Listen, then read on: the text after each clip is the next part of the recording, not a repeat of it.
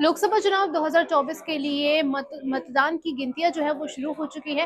वहीं चुनाव आयोग की तरफ से जानकारी दी गई है कि इस बार की जो चुनाव की जो मतगणना हो रही है वो बहुत ही ज़्यादा ट्रांसपेरेंट तरीके से हो रही है। वीडियो कॉन्फ्रेंसिंग के जरिए जो चुनाव की मतगणना की जा रही है, जिससे कि अंदाजा लगाया जा सकता है कि इस बात की जो मतगणना हो रहा है वो कितना ज़्यादा पारदर्शी तरीके से किया जा रहा है। और इसी को लेकर जो चुनावी रुझान सामने आ रहे हैं वो काफ़ी ज़्यादा हैरान कर देने वाले हैं, क्योंकि इंडिया गठबंधन की तरफ से एनडीए को पूरी तरीके से टक्कर दी जा रही है। जो रुझान आ रहे हैं उसमें ज़्यादा डिफरेंस हमें देखने को नहीं मिल रहा है।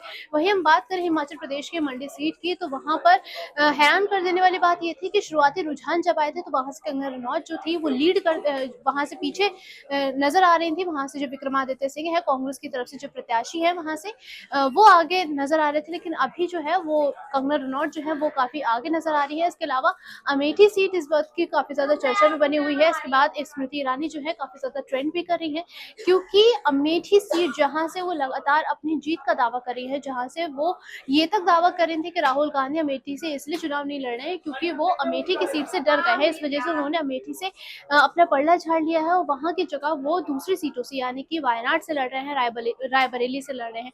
तो ये सारे दावे किए जा रहे थे। और इसी बीच में एक बात ये भी कही जा रही है कि अब स्मृति ईरानी जो है वो कई मतों के जो गैप से है वो पीछे चल रही है, और यहाँ पर उनको टक्कर देने के लिए कांग्रेस के प्रत्याशी जो है वो स्मृति ईरानी को पूरी तरीके से टक्कर दे रहे हैं। इसके अलावा बात कर लेते हैं तेलंगाना की हैदराबाद सीट से, जहां से असदुद्दीन ओवैसी एआईएमआईएम की जो प्रमुख है वो वहां से चुनावी मैदान में है, और उनका मुकाबला करने के लिए बीजेपी की तरफ से माधवीलता जो है वो उनको कड़ी टक्कर दे रही है।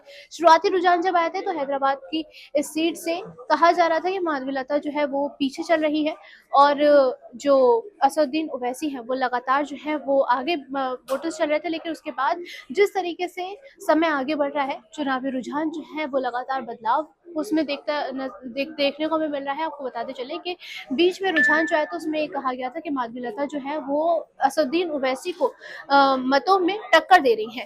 तो ये कुछ चुनावी रुझान है जो लगातार बदल रहे हैं, और बदलते बदलते इससे ये कहीं ना कहीं जो असली नतीजे हैं उनकी तरफ भी असर दिखा रहे हैं।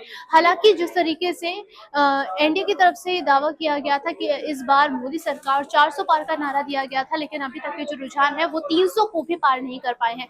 वहीं इंडिया गठबंधन जो है वो लगातार आगे अपने बढ़त दिखा रहा है। हालांकि अभी इतना मुकाबला नहीं पहुंचा है कि वो एनडीए को टक्कर दे पाए, लेकिन ज्यादा डिफरेंस की बात नहीं है। चुनावी रुझान जिस तरीके से आगे बढ़ रहे हैं, बताया जा रहा है कि आगे जिस तरीके से चुनाव आयोग की तरफ से जानकारी दी गई है कि जैसे स्मृति ईरानी के बारे में बोला गया था कि वो काफी वोटों के डिफरेंस यानी कि 14,000 वोटों के डिफरेंस से वो लगातार पीछे पिछड़ती हुई नजर आ रही थी। कई ऐसे कद्दावर नेता भी हैं जो इस वक्त जो है वो रुझानों में काफी ज्यादा पीछे नजर आ रहे हैं, जिसमें मनोज तिवारी भी है, जिसमें कद्दावर नेता निरहुआ बताए जा रहे हैं। दिनेश लाल यादव जो है वो इस वक्त आजमगढ़ से भाजपा की तरफ से प्रत्याशी चुने गए हैं, और वहीं पे जो एग्जिट पोल था वो कहीं ना कहीं निरहुआ को ग्रीन सिग्नल देता हुआ नजर आ रहा था। लेकिन अभी जो रुझान सामने आए हैं उसमें साफ देखा जा रहा है कि इस वक्त जो है निरहुआ जो है वो पिछड़ते हुए नजर आ रहे हैं।